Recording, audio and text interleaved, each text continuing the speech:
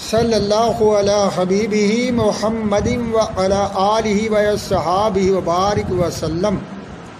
حضرات محترم، اللہ رب العزت نے قرآن پاک میں صبر کے متعلق ارشاد فرمایا، ان اللہ مع الصابرین، بے شک اللہ صبر کرنے والوں کے ساتھ ہے۔ مطلب یہ کہ جو کوئی شخص بھی اللہ کی رضا کے لیے کسی مصیبت میں یا غربت کی حالت میں صبر کرتا ہے تو اللہ رب العزت اس شخص کو اس کے صبر کا اجر ضرور عطا فرماتا ہے۔ صبر کے متعلق حضرت ابو ہریرہ رضی اللہ تعالی عنہ نبی کریم صلی اللہ علیہ وآلہ وسلم کی ایک حدیث روایت کرتے ہیں کہ ایک صحابی رسول صلی اللہ علیہ وآلہ وسلم اپنے گھر والوں کے پاس گیا اور جب ان کی غربت دیکھی تو اس غربت کی وجہ سے وہ شخص جنگل کی طرف چلا گیا تاکہ لکڑیاں کاٹ کر لائے اور ان کو بیچ کر جو مزدوری ملے اس سے بچوں کا پیٹ پالے۔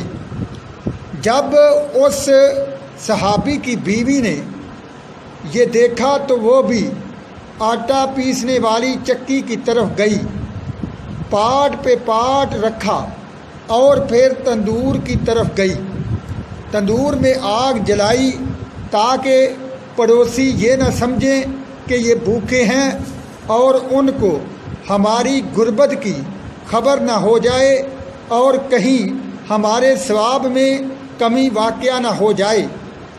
پھر اس نے اللہ رب العزت کی بارگاہ میں دعا کی، اللہم ارزقنا، اے اللہ ہمیں رزق عطا فرما۔ اس عورت کی یہ دعا کرنے کی دیر تھی کہ چکی آٹے سے بھر گئی اور تنور روٹیوں سے بھر گیا۔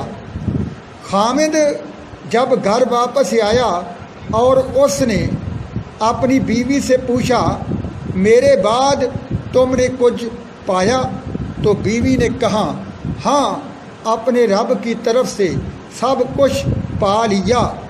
خامد یہ ماجرا سن کر بارگاہ رسالت میں حاضر ہوا اور نبی کریم صلی اللہ علیہ وآلہ وسلم کو یہ سب واقعہ سنا دیا تو نبی کریم صلی اللہ علیہ وآلہ وسلم نے ارشاد فرمایا اس شخص کی یہ بات سننے کے بعد کہ اگر چکی کو یہ شخص بند نہ کرتا اور نہ مجھے آ کر بتاتا تو قیامت تک وہ چکی چلتی رہتی۔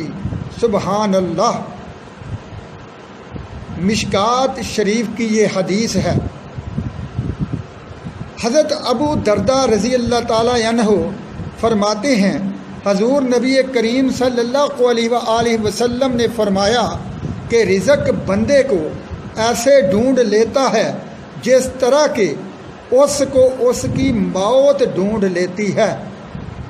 آمین یا رب العالمین، وما علینا الا البلاغ المبین۔